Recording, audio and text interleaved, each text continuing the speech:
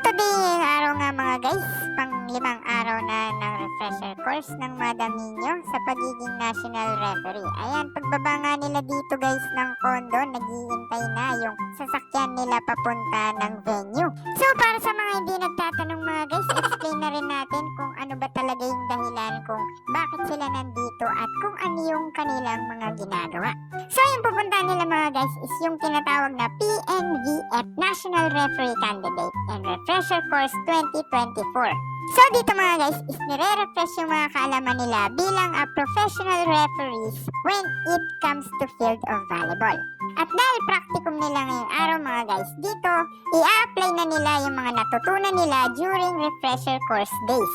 Which is yun yung second, third, and fourth days ng mga vlogs natin. So yung refresher course na to guys is ito na rin yung pinakang training nila no, sa pagiging national referee.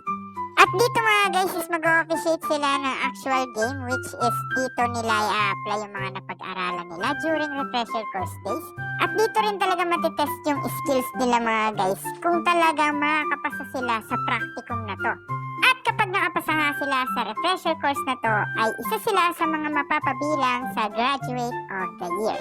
O diba may graduation din sila.